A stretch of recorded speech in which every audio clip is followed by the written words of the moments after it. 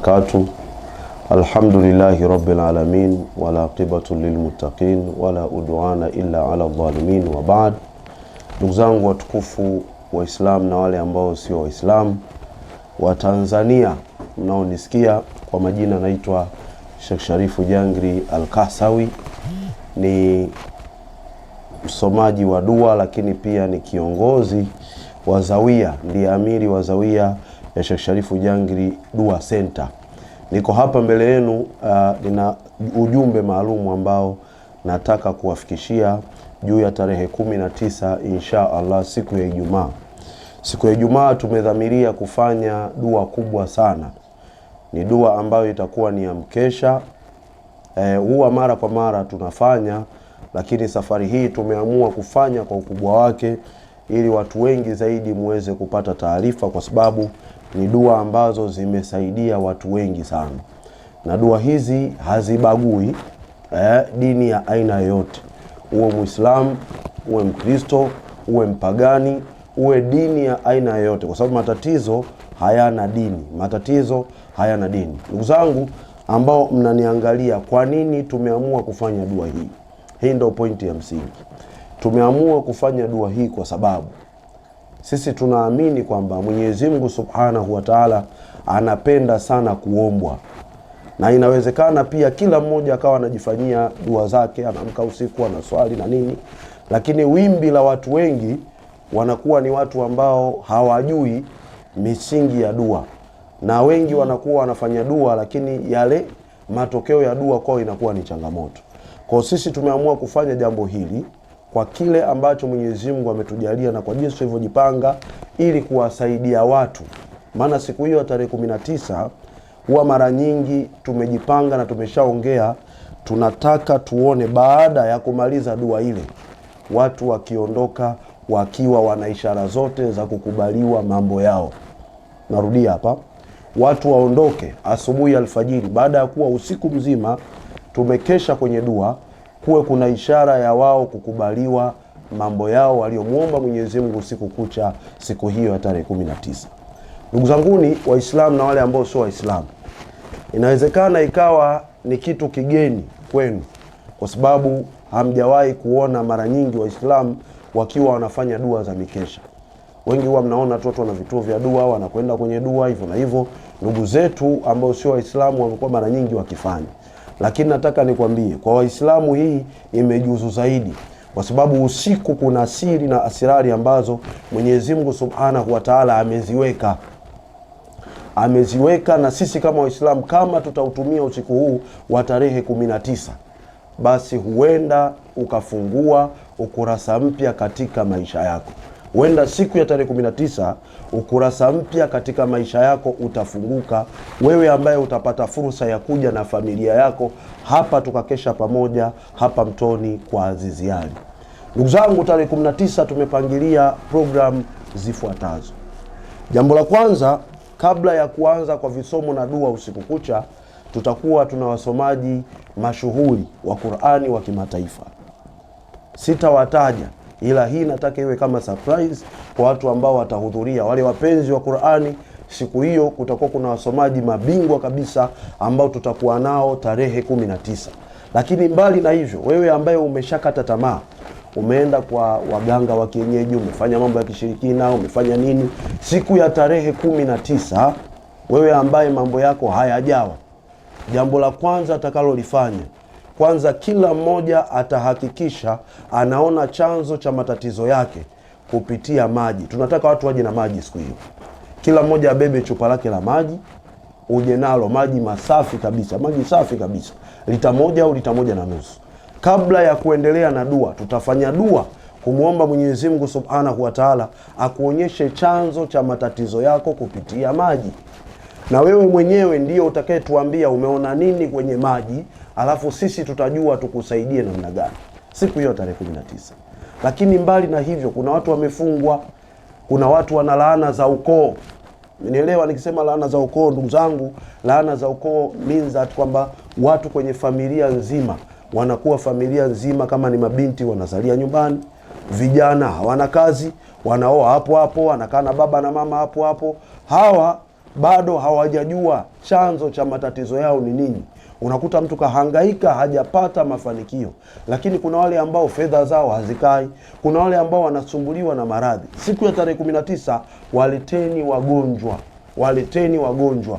Tutatumia visomo vya Qur'an kumuomba Mwenyezi Mungu, kama ambavyo Mwenyezi Mungu amesema, wanunazzilu minal Qur'ani ma huwa shifaa'u wa rahmatun lilmu'minin wala yazidu dhalimina illa khasara. Tutatumia Qur'ani siku hiyo barabara kabisa kumuomba na kumshawishi na kumbembeleza Mwenyezi Mungu Subhanahu wa Ta'ala. Wewe utakayehudhuria siku hiyo ufungue ukurasa mpya katika maisha yako, bimaana kwamba utakapokuja maisha yako yabadilike hapo. Sijasema kwamba maisha yabadilike kwa namna gani, bimaana matatizo yako insha Allah kwa uwezo wa Mwenyezi Mungu yabakie hapa utakapokuja. Haya ndiyo mambo ambayo tunataraji kuyafanya siku hiyo. Lakini pia kuna mtu anaweza akajiuliza, huyu Sheikh Sharifu Jangiri ni nani? Mbona mimi ndo mara ya kwanza namuona? Nitaeleza kwa ufupi sana, pengine wewe ambaye hunijui uweze kunifahamu. Mimi naitwa Sheikh Sharifu Jangiri, sio Jangiri. Jangiri. Usije ukaita Jangiri tena kwa jambazi. Ni Jangiri. Historia yangu mimi nimeanza kufanya kazi ya Mwenyezi Mungu miaka mingi sana. Na kazi ya Mwenyezi Mungu nimetembea mikoa na baadhi ya nchi katika bara la Afrika. Lakini ufanyaji kazi wangu mimi ni tofauti pengine na watu wengine ambao mmeshawazoea. Mimi ni mtu ambaye huwa kazi zangu mimi za dini huwa nazifanya kwa siri sana. Na nimeshasaidia watu wengi sana. Yaani Mwenyezi Mungu amenifanya mimi sababu ya watu wengine kuondolewa matatizo yao. Mimi binafsi, kwa nini ninafanya kazi hizi? Kazi hizi za kutibia na kuwasaidia watu. Nilijijuaje kwamba nina uwezo huo? Nilijijuaje kwamba karama hizo ninazo? Mimi nilijijua nikiwa mdogo baada ya kuugua. Historia mzee wangu ananiambia niliugua maradhi nikiwa na umri wa miaka 2-3. Yale maradhi alihangaika nayo sana kote. Lakini baadaye maradhi yale yalitoka kwa uwezo wa Mwenyezi Mungu kupitia almarhum babu yangu ambaye alikuwa ni shekhe wa kijiji kule Tanga miaka hiyo nikiwa mdogo na miaka 3-4. Baada ya dua ile mzee wangu kunisomea, babu yangu ule almarhum, Mungu amrehemu, akanipeleka msikitini. Aliponipeleka msikitini siku ya Ijumaa, ambao msikiti alikuwa anaongoza yeye. Wote tunajua miaka hiyo watu walikuwa na imani sana. Niliombewa dua na msikiti mzima.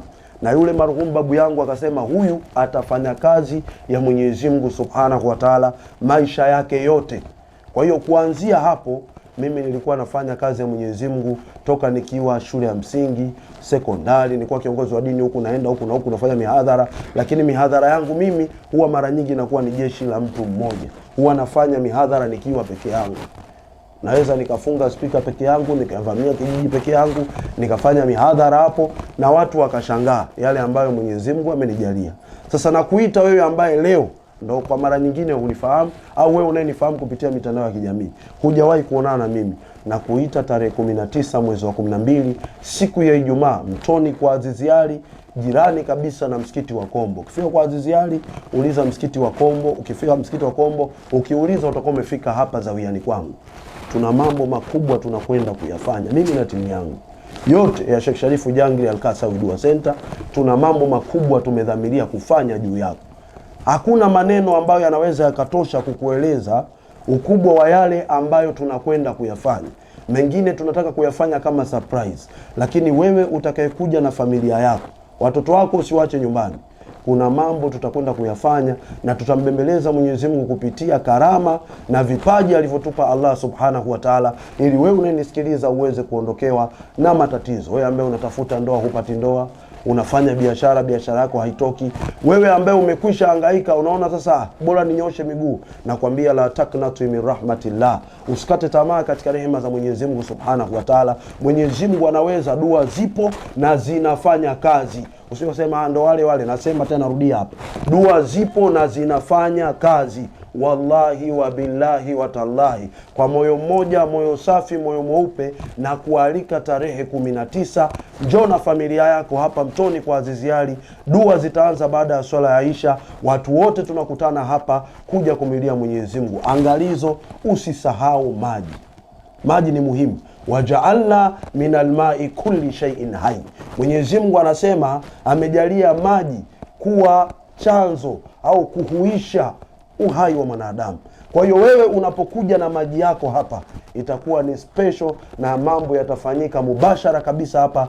Nimeagiza maji haya sio lazima ununue dukani. Unaweza ukachukua maji nyumbani kwako ukiamini kwamba maji haya ni masafi.